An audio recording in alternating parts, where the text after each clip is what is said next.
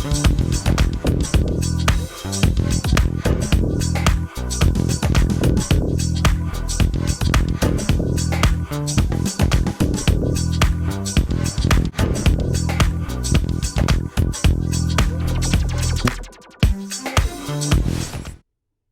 morning. Good morning. It is 10 a.m. Friday, November 8th, 10 a.m. Pacific Standard Time. I just counted 64 earthquakes in the Ventura area of Southern California outside of Los Angeles. 64 earthquakes in the last 24 hours, not even 24 hours. We've got magnitudes as high as 3.7.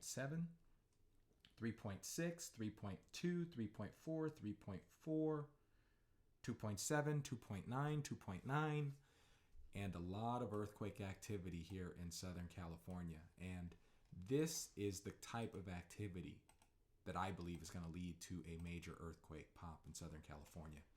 I don't think we're done, folks. I don't think this whole July 4th and July 5th large earthquake event and all these aftershock events in Ridgecrest, I don't think we're done, folks. I think there's going to be more activity. And looks like there was another earthquake that just popped. That's the 2.7 I just talked about. That's within the last hour. We've got to be on watch. And let's just keep our eyes out today. Now's a good time to make sure the batteries in your flashlights are fully charged or fresh. And let's see what's going on. I mean, that's just pressure here in Southern California. I kind of want to look out beyond that area.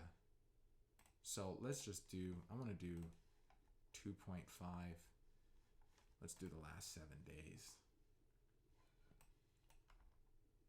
Let's look at the pressure that's coming into California here, if I can. Goodness gracious.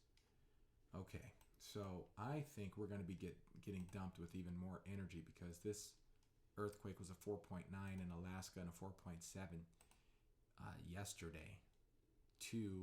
So there's going to be some pressure coming in right along these plate boundaries here. You see this red line? And then right here you've got the Juan de Fuca fault. So I think what's actually going on with this Juan de Fuca fault, when you zoom out and you look at all these earthquakes on the Ring of Fire that are large, and then you see there's kind of like a silent zone here. And even if you filter out to large earthquakes over a long period of time, this area on the west, Pacific Northwest and the west coast of the USA tends to be pretty silent in any massive earthquake activity. I mean, you get a 7 here and there, 7.1, 7.2, even over the last 100 years. I mean, the highest you've seen is maybe a 7.9, which is a massive earthquake, don't get me wrong. But compared to the rest of the Ring of Fire, it's actually the small activity is actually off the west coast of the USA.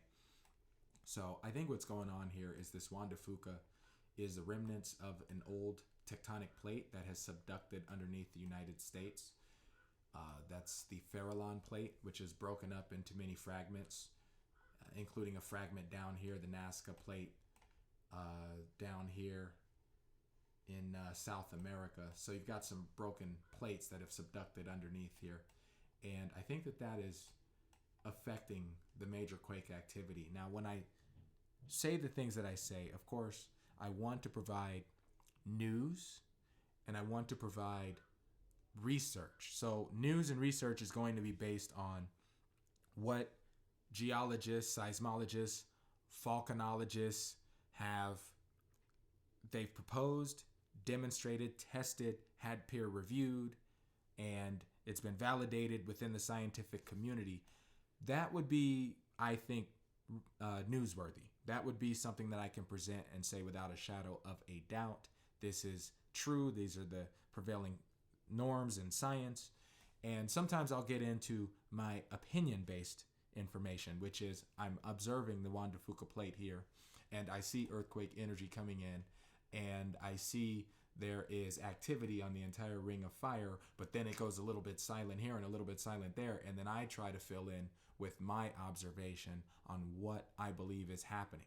And so I had a commenter on one of my videos that was like, well, who told you you could say that? And, you're not a seismologist or volcanologist. And, there was some snarky comment. And so this is the purpose of my clarification.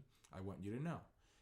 There are times I'm going to be presenting news that has been demonstrated or experiments through peer review studies that will validate certain observations. And then for me, I can take that information and then apply my own intuition. So, for example, a antipode. I could take the largest earthquake here, which this is a 6.5 in Fiji. I can find out the antipode of that, and then I could say, okay, I'm expecting a 5.1 or 5.0 to hit at the exact antipode location. Why can I do that? Because antipode research has been conducted and has been proven from some University of Oregon researchers and other collaborators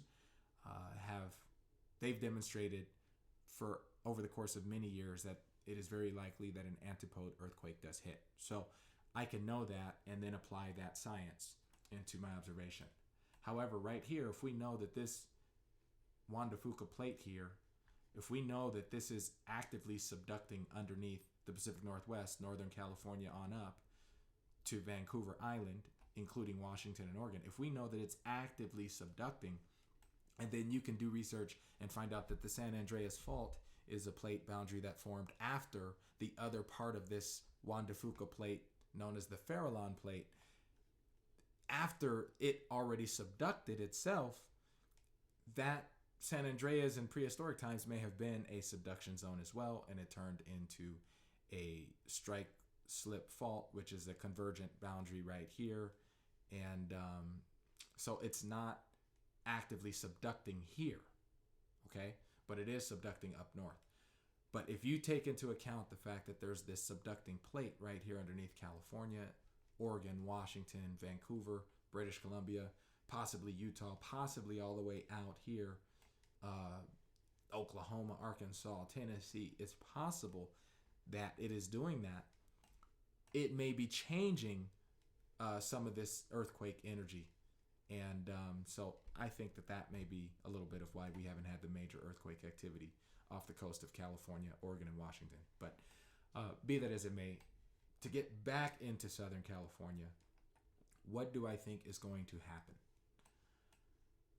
I'll do a video in the future about the Farallon plate, but for right now, we have more immediate concerns. We have an outbreak of at least 64 earthquakes here in Ventura. You see when I zoom in,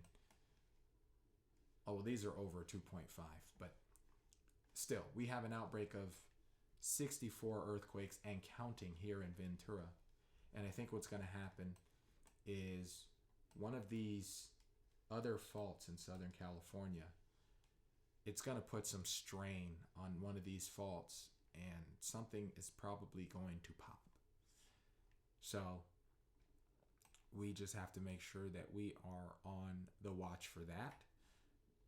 If your batteries are low, your flashlight batteries are low, replace them.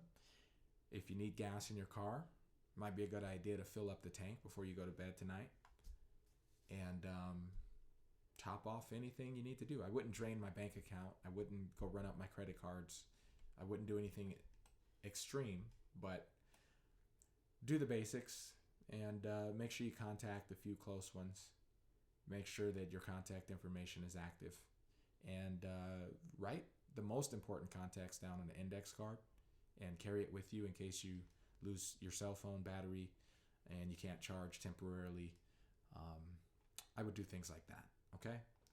And of course, don't rely on tap water if you're a tap water drinker. I have a friend that I grew up with who experienced a 1994 earthquake, and they were tap water drinkers.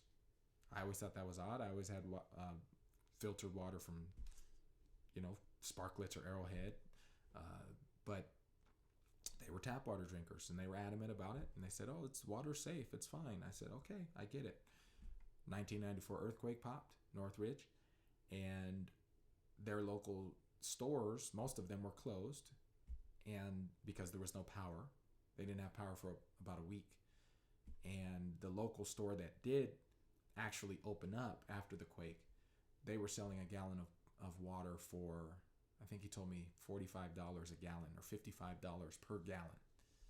So they ended up having to drive out to Palm Springs to find a place that had power and get water at a reasonable rate. So I'm sure there were places in Southern California that were selling it, but they had family in Palm Springs. So in any case, you don't want to be the one trying to buy water for $55 a gallon. So that's the moral of that story. But right now, I got to put us on a earthquake watch in SoCal for 72 hours. There's energy for a big earthquake. Hopefully it doesn't happen. All right? Take care of yourself and your loved ones.